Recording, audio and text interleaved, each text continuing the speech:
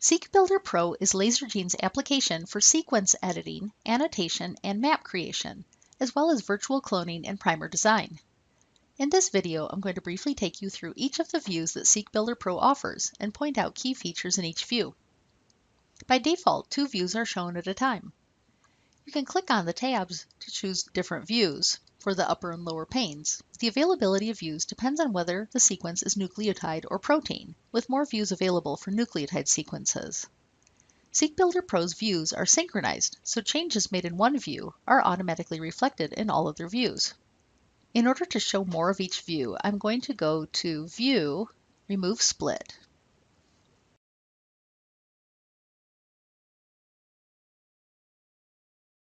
We'll start here in the circular view, which displays a circular map of the nucleotide sequence. From here, you can display enzymes and features against a circular ruler that represents your sequence. By default, the title of the map is the sequence name, but you can change that by right-clicking on the title and choosing Edit Title. This opens the Settings panel where you can edit the name of the title and choose whether or not to display a title or length at all. To move an item, such as this enzyme label, double-click to select it, then click and drag to the desired location. Features can be moved in the same way. If you want to change the color or style of a feature, double-click on it, then use the options in the Style menu. For instance, the feature that I've selected is currently a blue-filled arrow, and I'm going to change that to a red box. To copy the circular map for use as a graphic in a presentation or paper, select the map using Edit, Select All, and then choose Edit, Copy as Picture, and then you're ready to paste it into the other application. The linear view displays a linear map of your nucleotide sequence. From here, you can show enzymes, ORFs, and features against the ruler that represents your sequence. To reposition items on the map, first double-click on the item to select it, then click and drag to where you want it to be displayed. If you plan to print the linear map or copy and paste it into another application, note that SeqBuilder Pro tries by default to fit it on a single page. If you'd prefer to break it up into groups, go to File, Page Layout, change the number of groups per page, check Reset Layout, and OK. As you can see, the linear map has now been broken into 2 separate sections. The sequence view displays your nucleotide or protein sequence at the residue level. In addition to the sequence, you can display ORFs, restriction enzymes, or translations using the tools on the left.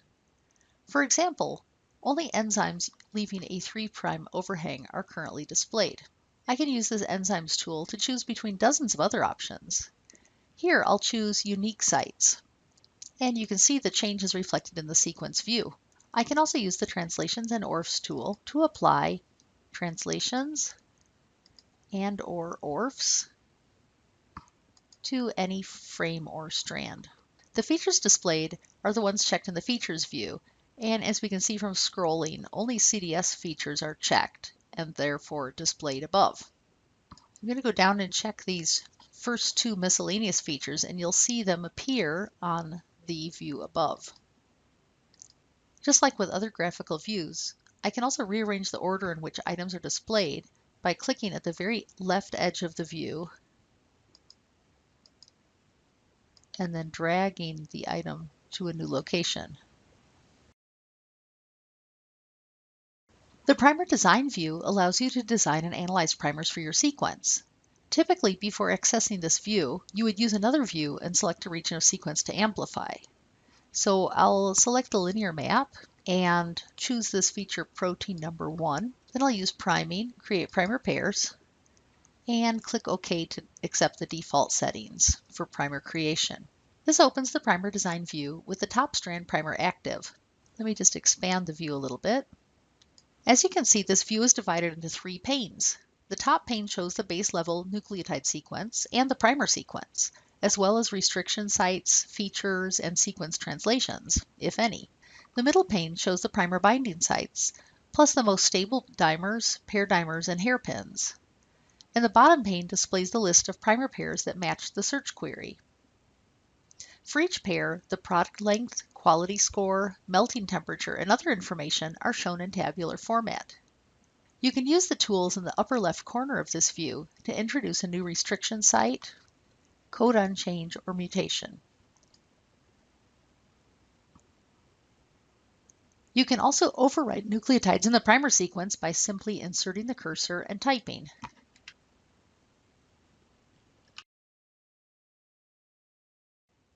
The primers view displays the results for all of the primer searches you've done in the current project. For each primer pair, the primer sequence, PCR product length, and melting temperatures are shown. Items checked in the Show column are currently selected and displayed in the primer design view, and the active pair is shown with a dot in the active column. To see additional information about each pair, expand it by clicking the plus sign on the left. This reveals information about each individual primer within the pair, including its delta G value. You can also click on any column header to sort the data.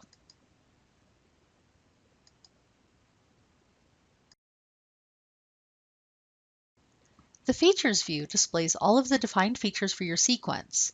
These can either be predefined features from a source such as GenBank, user-defined annotations that you created in this application, or features created in another LaserGene application. As with other spreadsheet-style views, you can sort by clicking on any column header. You can also search the feature list using the Edit Find command. You'll see that Feature List is already pre-selected. Choose the strand and enter the feature that you wish to search for. Here I'm going to type in bleomycin and find Next. SeqBuilder Pro searches all of the qualifier fields. The item is then selected in any graphical views that are shown at the moment, and the feature row is automatically expanded in the features view itself. The comment view displays any descriptive text associated with the sequence. For example, the header text of a GenBank entry. Comments are optional and not all sequences have them. To edit a comment, you can insert the cursor anywhere and edit as desired. As well as typing in new text and deleting existing text, you can also paste in text from the clipboard. The Minimap view displays the nucleotide sequence on a smaller scale and in relation to restriction enzyme cut sites. Each row shows the cut sites for a particular enzyme along the sequence. Right now, we're only displaying the unique sites. So the Minimap is just showing one cut site per enzyme, but we can turn off the unique filter and instead filter for something like blunt cutters. Now you can see a difference in the frequency of cut sites. You can sort the Minimap data by clicking on the name or frequency headers, just like with other spreadsheet style views. A really useful way to sort is to select a feature and then click on the ruler column header. The enzymes closest to the top of the list are the ones that cut closest to the selection. The Site Summary view shows a table of the currently displayed restriction enzymes and their cut sites on the nucleotide sequence.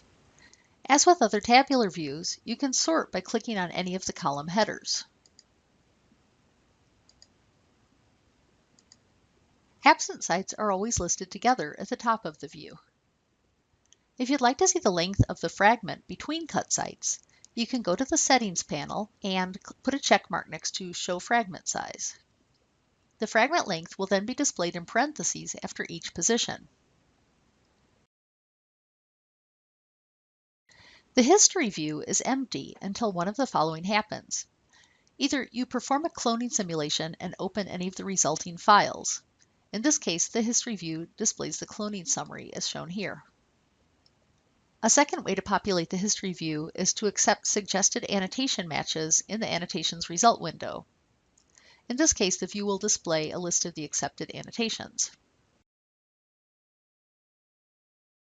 Now that we've visited each of these views, I'll close with a quick tip.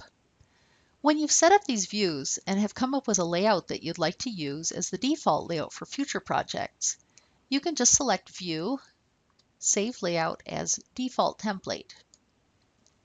This causes SeqBuilder Pro to use this optimized layout for every future SeqBuilder Pro project. And that includes not only the layout, but also the information displayed in each view, such as which enzymes, translations, and ORFs are displayed. To learn more about our software, or to see more videos like this one, please visit our website at www.dnastar.com.